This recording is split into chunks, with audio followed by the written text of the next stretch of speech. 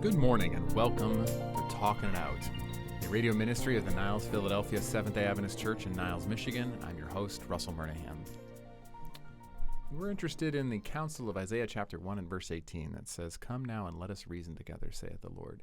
So we want to know who God is, what he desires from us, and what his word has to say about those things. So we're going to do that by exploring some questions, and you have an opportunity to submit some of your questions. You can do that two different ways. You can get that to us through our email. That's npsdacommunications@gmail.com, npsdacommunications@gmail.com, or you can leave a comment on a video. We are as a podcast on YouTube. So if you go to YouTube and search Niles, Philadelphia, you'll be able to find the podcast that we've been doing here. This is episode 17. And you can leave a comment on the relevant video that you might have a question about. We'll see that, and we'll get that in here to be answered along with other things. And because we're in your community, we'd like to let you know that you have an opportunity to come and join us. We do church Saturday mornings, 10:30 a.m. is Bible study, 11:30 a.m. is our divine worship service, with often a meal to follow. And we want you to know that you're welcome. 33332 US 12 in Niles, Michigan. On your way on US 12 towards Edwardsburg, you'll find us on the left. And there's some other exciting things we got going on that we would like to invite you to. So the first is something I need to print a retraction for, and that is the event that I announced last week. I got some details wrong for, so I'm going to set it straight here. The event is called Hope for Hurting Hearts. Hope for Hurting Hearts. That's going to be taking place at the church on US 12, the Niles, Philadelphia Seventh-day Adventist Church, beginning Wednesday night, this Wednesday, May 28th at 7 p.m. So join us Wednesday night, May 28th, 7 p.m., and it will pick up not the next day, Thursday, May 29, but Friday, May 30, and Saturday night, May 31. So it's a 3-day event, a Wednesday and then a Friday and a Saturday night. So please come and join us for that. We'd love to have you and have your hearts blessed by the message of hope as we discover it in Jesus and in his word.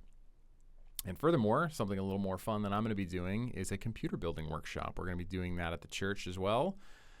That'll be Monday and Tuesday night for 2 weeks. That'll be happening in June on the 9th and the 10th, and then the 16th and the 17th. So that's Monday and Tuesday night, June 9, June 10, and then Monday and Tuesday night, June 16, June 17. Please come and join us for that. That'll be at the church at 7 o'clock. We're going to learn principles of computer building, why anybody would want to do that in their right mind.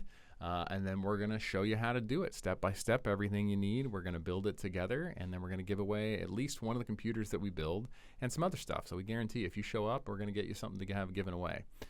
So we look forward to you joining us for that, and we got other things to come, so stay tuned for those. All right, now to our questions. We got one big question today that I'm going to be spending some time on, and it's a good one. So, a little preamble here. As Seventh-day Adventists, we are people who, as the name suggests, take seriously the command of God for us to consider the seventh day as his Sabbath. It might raise the question, well, what is this Sabbath business about? What happens on the Sabbath? And so that's the nature of the question today. I'm going to read it as it was submitted. How can we truly know what is okay and not okay to do on the Sabbath, especially since we live in a different time period? Is it possible to make a black and white list, or is there some gray area? Now, this is a pretty broad question, but I like that it's getting towards the nature of Sabbath. What is it? How should we be spending that time? What does God intend? So that's what we're going to look at. We're going to take a lot of verses, and we're going to explore some of the primary things that the Bible has to say about what Sabbath is to God's people and what it should mean. So I'm going to begin right at the beginning. Genesis chapter 2, verses 2 through 3. It's the first thing we hear about the Sabbath. It's one of the first things we hear in Scripture. So it's a good place to go. Genesis chapter 2, beginning in verse 2, says, "And on the seventh day, God ended his work," that is the work of creation, "which he had made. And he rested on the seventh day from all his work which he had made. And God blessed the seventh day and sanctified it, because that in it he had rested from all his work which God created and made." There's a few things here that are important to note that help us to inform our understanding of the Sabbath. And the first is that God did it on the seventh day. He did 6 days of active creation of actual things that we enjoy in this world. And he finished it on the seventh day by resting. Now, it should be obvious that God does not need to rest. He doesn't wear out. He doesn't get tired. So it might ask the question, why is it that he did this? And I think one of the best answers is to give us an example, to set forward the pattern for us, that we work 6 days and we rest on the seventh day. Please notice here that it's also the seventh day and not just 1 and 7. I've heard some people make that suggestion. But there's something very practical about all of us resting together because it also indicates that he blessed the seventh day, not 1 day and 7. And he sanctified it, which is to say he made it holy. So there is something special about the seventh day, what we call Saturday. And there is a real need for us to pay attention and consider what God is intending for this to have in it for us. And so it says that God rested, right? He stopped the work that he was doing. So fundamentally, that's the same thing that we're called to. And we see that very clearly in the Ten Commandments. So let's go there. Exodus chapter 20 is the primary reference for the Ten Commandments that people like. Exodus chapter 20, and the fourth commandment is the one in our concern. That's verses 8 through 11. Exodus chapter 20, verses 8 through 11 says the following. Remember the Sabbath day to keep it holy. Now, we were told in the creation account that God sanctified the day, that he made it holy. And so we're asked to keep it holy and to remember it, right? So this is supposed to be part of our ongoing thought process as believers before the Lord. Verse 9, 6 days shalt thou labor and do all thy work, but the seventh day is the Sabbath of the Lord thy God. So he indicates that it is his and not ours, but it's been given to us. And then he sets about with the actual commanding here. In it thou shalt not do any work, thou, nor thy son, nor thy daughter, thy manservant, nor thy maidservant, nor thy cattle, nor thy stranger that is within thy gates. And then it gives us a reason. For in 6 days the Lord made heaven and earth, the sea and all that in them is, and rested the seventh day. Therefore, the Lord blessed the Sabbath day and hallowed it. Okay? So there is a need for us to take seriously the command here from God to not do any work. Now, that's defined very broadly, but I think there is a need for us to take, first of all, the principle of who should not be doing any work, and so that it's very clear, it's anybody. I'm not supposed to work. My family is not supposed to work. My employees are not supposed to work. My animals are not supposed to work, and even my guests are not supposed to work. Okay? The phrase that it uses is the stranger that is within thy gates. That could be somebody who's just visiting me. And it could also be somebody who does not share my faith. I think this is important also. That even people who don't have my same understanding of the Sabbath or preference for it, that we make sure that we don't cause them to work because of us. So there are several things that come out of this. So for most people living in the kind of world that we do, we have jobs. So the kinds of jobs that we have, sometimes they're hourly, sometimes they're salaried, sometimes it's factory work, sometimes it's office work, maybe it's agricultural work. But it doesn't really matter. When God asks us to rest, to not do any work, this is, I think, the primary thing that we take. So we have taken a stand to say that we're going to listen to God and be faithful to not work on those hours. Now, it should be noted that, of course, there are some things that cannot stop happening on the Sabbath. Now, I don't need to go to a factory and make widgets on the Sabbath. I work in IT. It is very rarely the case that I ever need to do anything IT related on the Sabbath. I could imagine such a situation, but it has basically never happened to me. Well, I should take that back. There was one time that somebody had a device that was needing some urgent work, but it's pretty rare, right? There is a set of work that gets done that is important, things like medical work. Now, obviously, we don't need to be doing cosmetic surgeries on the Sabbath, but people who are staffing ER, nurses, people who are working in care facilities, obviously this work needs to continue. You think about other essential services, people who are providing Utilities, right? Water still needs to work on the Sabbath. Electricity still needs to work on the Sabbath. You think about people who are helping with public service, things like we still need a police force on the Sabbath. We still need firefighters on the Sabbath, EMTs, right? Back to the medical thing. And so it's important that we recognize this, but I do think it's the case that we, as much as possible, as much as is reasonable, seek to obey this command to not do any work and to not cause anybody else to work because of us. So one of the things that I draw from this, especially the principle of not allowing the stranger that is within my gates to work, is that I don't want anybody else to work for me. So one of the things that means for me practically is that I seek not to have anybody work for me or doing any work on my behalf on the Sabbath, which means that I don't hire anybody to do any work for me on the Sabbath. That's pretty straightforward. But I also don't go out to eat on the Sabbath because I don't need somebody working in a kitchen as a waiter or something like that, waiting on me on my Sabbath day. So it's might still be restful for me, but I'm causing somebody else extra work to do that for me. It's a conviction that I hold. I also don't go, go shopping on the Sabbath because this is, there are people who are staffing the store to keep it running, and I have chosen not to do that either. So that's something I think is sort of a practical consideration here out of the fourth commandment of 10. And we'll see a little bit more about the principles that are in that. Okay, so hopefully these are helpful to draw out the principles.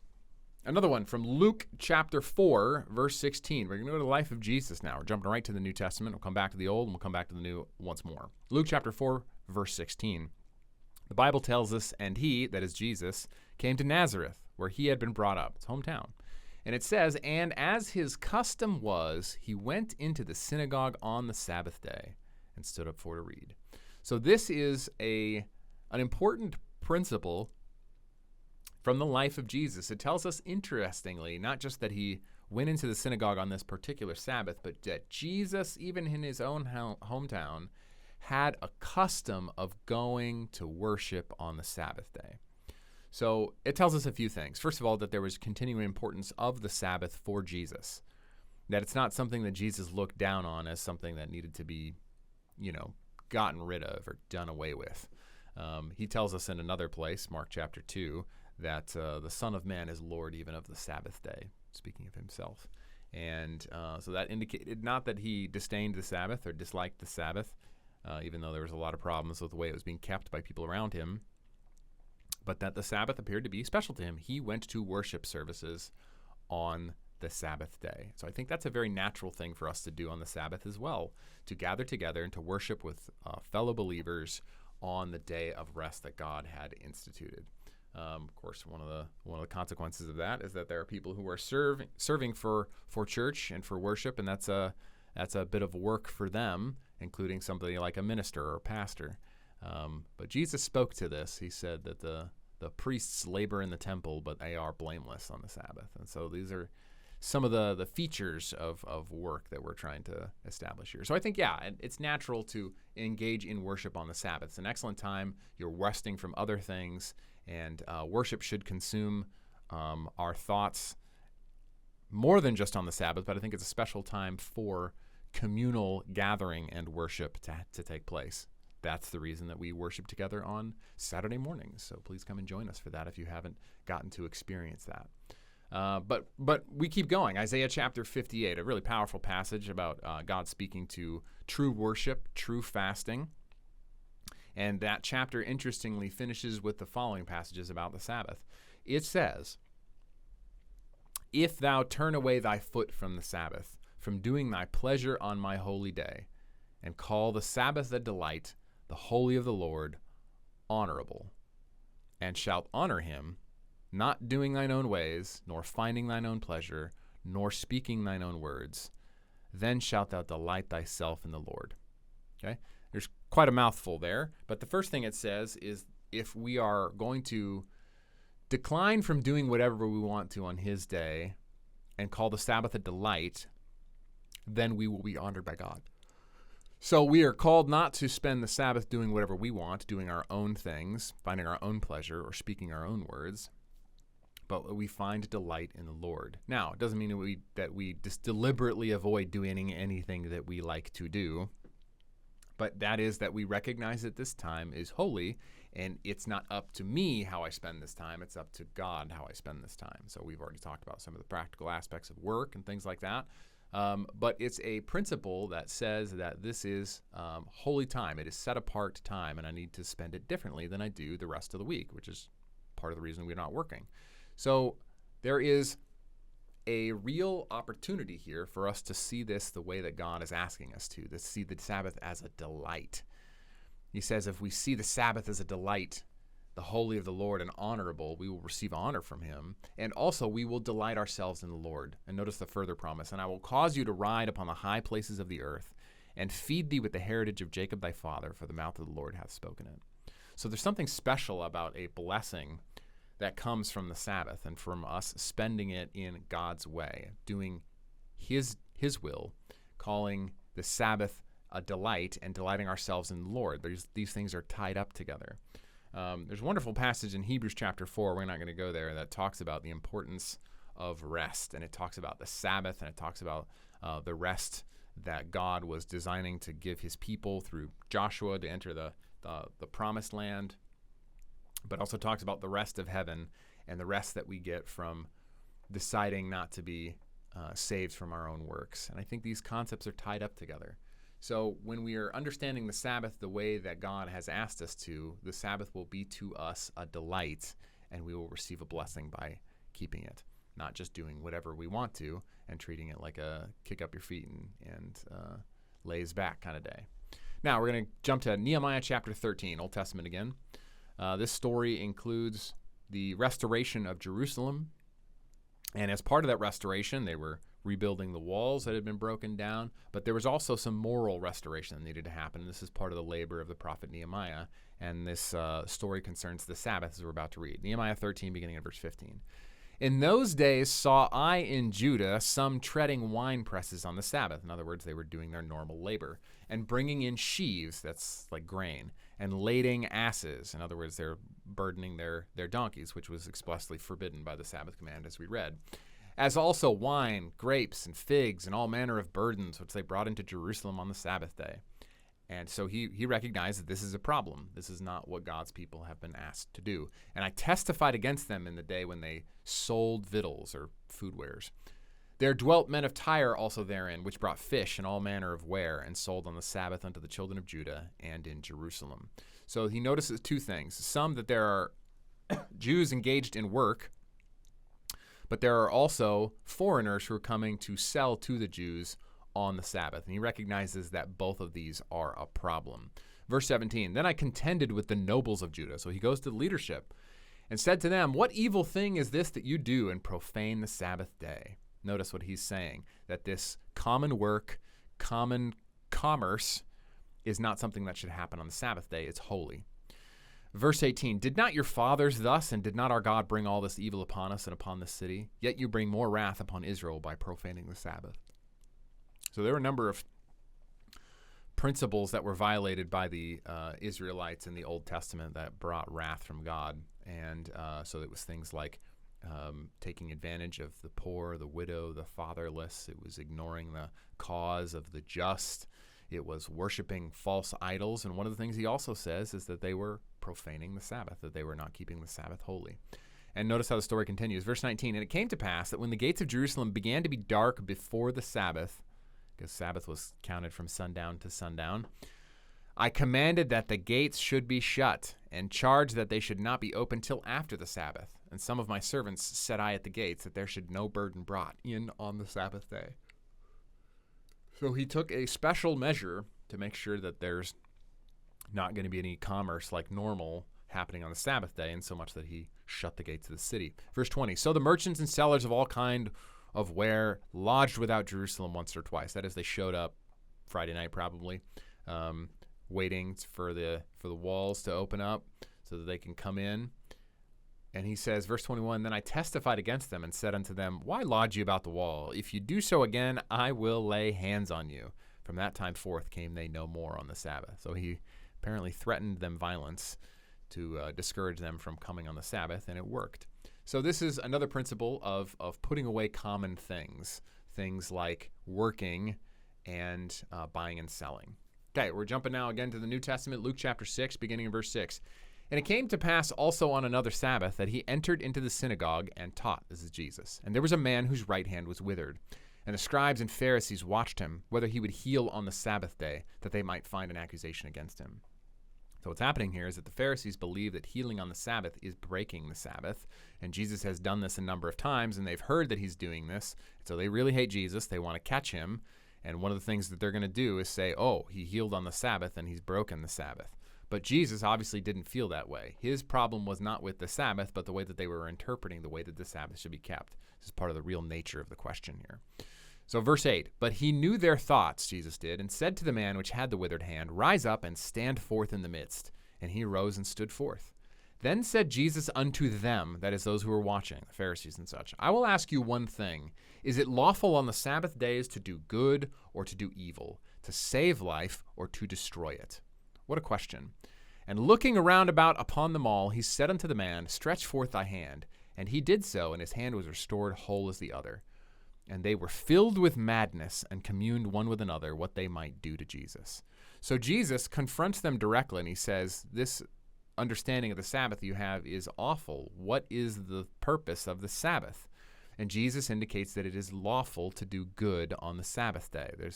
Appears also in other Gospels where it says that explicitly. Jesus says it is therefore lawful to do good on the Sabbath day.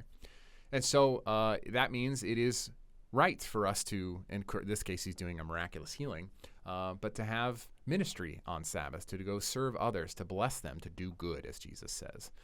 And not, as the Pharisees did, plot to kill and to seek to destroy.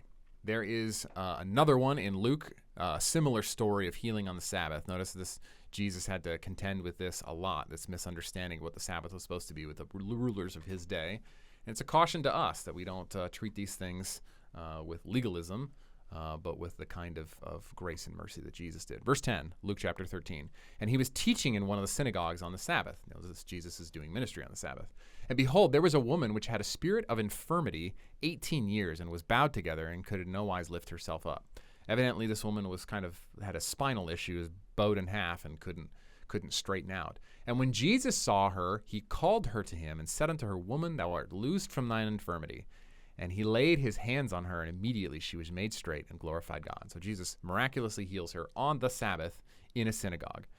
And so they had a problem with this. The ruler of the synagogue answered with indignation because that Jesus had healed on the Sabbath day, and said unto the people, There are 6 days in which men ought to work. In them therefore and come and be healed, and not on the Sabbath day. So he comes right out and says boldly, this is wrong to do on the Sabbath. And obviously, Jesus disagrees. So this is trying to help us to understand what the principles of Sabbath really are. The Lord then answered him and said, You hypocrite, do not each one of you on the Sabbath loose his ox or his ass from the stall and lead him away to watering? And ought not this woman, being a daughter of Abraham, whom Satan hath bound, lo, these 18 years, be loosed from this bond on the Sabbath day? And when he had said these things, all his adversaries were ashamed, and all the people rejoiced for all the glorious things that were done by him. So this is a fantastic story because they are directly attacking Jesus for what they perceived as breaking the Sabbath by miraculously healing somebody. And Jesus turned it around on them and said that they were hypocrites because they were willing to go work to keep their animals, healthy and making money for them by doing some work, by helping them to, go get water. And he says, this woman, he says, a daughter of Abraham, in other words, is much more precious than your animals, and she deserves to be freed on the Sabbath day for healing to take place for her. And so I love that he's defending the cause of the needy and letting us know that something like this is perfectly appropriate. This is not breaking the Sabbath day to be a blessing, to be serving, to be ministering. And lastly, Acts chapter 16, verses 11 through 14. This is the travels they were going through. Therefore, loosing from Troas, we came with a straight course to Samothracia, and the next day to Neapolis, and from thence to Philippi, which is the chief city of that part of Macedonia, and a colony. And we were in that city abiding certain days. So in other words, they did a lot of journeying. And then, verse 13, on the Sabbath, we went out of the city by a riverside where prayer was wont or customarily made. So it's indicating that they, after a long bit of travel, they sought rest on the Sabbath. Notice how this is the New Testament. This is the apostles after Jesus has died and resurrected and ascended to heaven. And they're continuing the same tradition he had as resting on the Sabbath and going outside in nature, in creation, and B, where prayer was customarily made. These are perfectly appropriate things to happen on the Sabbath. And it says that they sat down and spake unto the women which resorted thither. Nice conversation with fellow believers, another appropriate Sabbath activity. Verse 14, and a certain woman named Lydia, a seller of purple of the city of Thyatira, which worshipped God, heard us, whose heart the Lord opened, and that she attended unto the things were spoken of by Paul. So again, more ministry taking place and a special blessing that's happening here. So these are the kinds of things that I think are important for us to think about with regard to the Sabbath and what God wants for us, to set aside work and the common things of life and commerce, and to enjoy the things that he's given us, to enjoy his creation, to enjoy one another, to enjoy blessing other people the way that he has designed us to, and thinking of that time as holy. I think these are the real things. And so I notice I did not set down a very specific and detailed black and white list as it was asked about. I think those things might be useful sometimes, but I think more than anything, it's to take the principles that we've laid out here and to apply them with further biblical advice and counsel. So blessings on your desire to get to know more about the Sabbath and to enjoy it. And if you would like to join us, we would absolutely be thrilled to have you on Sabbath for worship, one of those lovely things we get to do on the Sabbath in a special way, and for fellowship, time together, and a good meal. All right, as we are finishing up our month of May and the emphasis on mental health, I wanted to go to one more story to help us as we close out. Mark chapter 5, beautiful story you might be familiar with, and I like to highlight it in this context. So I'm going to read a bit of this story. Beginning in verse 1. And they came over unto the other side of the sea, this is Jesus and the disciples, into the country of the Gadarenes. And when he was come out of the ship, immediately there met him out of the tombs a man with an unclean spirit, so he's possessed by a demon, who had his dwelling among the tombs, and no man could bind him, no, not with chains. This is a very disturbed individual. Verse 4, because that he had been often bound with fetters and chains, and the chains had been plucked asunder by him, literally like broken apart, and the fetters broken in pieces, neither could any man tame him. And always, night and day, he was in the mountains and in the tombs, crying and cutting himself with stones. So this is, I think, admittedly an extreme example, but this man was in a great state of mental health distress. And the cause wasn't an infection. The cause wasn't his diet or his lack of exercise. The cause was spiritual oppression, demon possession in this specific case. So what I like to highlight is that there are, in fact, sometimes spiritual causes to mental health issues. I don't want to say that it's always the case. I don't believe that. But there is a need for us to take seriously the spiritual dimension in considerations for mental health. So from the story, Jesus casts the demon out. They go into some pigs. They get drowned. And this upsets the locals because that was part of their business. And we find the story finishing this way, verse 14. And they that fed the swine fled and told in the city and in the country. And they went out to see what it was that was done. And they come to Jesus, see him that was possessed with the devil and had the legion, sitting and clothed and in his right mind. And they were afraid. So I like that Jesus is the healer of mental health here. Find this person in their right mind, which scared those who were not interested in Jesus. May it be a caution for us. Let's finish with prayer as we wrap up today. Dear God, we want to thank you for the blessings of your word and the blessing of the Sabbath. May you help us to enjoy that special rest that you've given to us. Help us to know what to do, what not to do, to be able to keep that holy, to be a blessing to others, to find our blessing in you in worship and in service and enjoying the things that you have given us. And may you bless us, Lord, in our mental health. May you help us to seek you, just as this man did, to be able to be in our right minds. And thank you for the blessing of clarity. In Jesus' name we pray. Amen. Thank you for joining us, and until next time, God's blessings.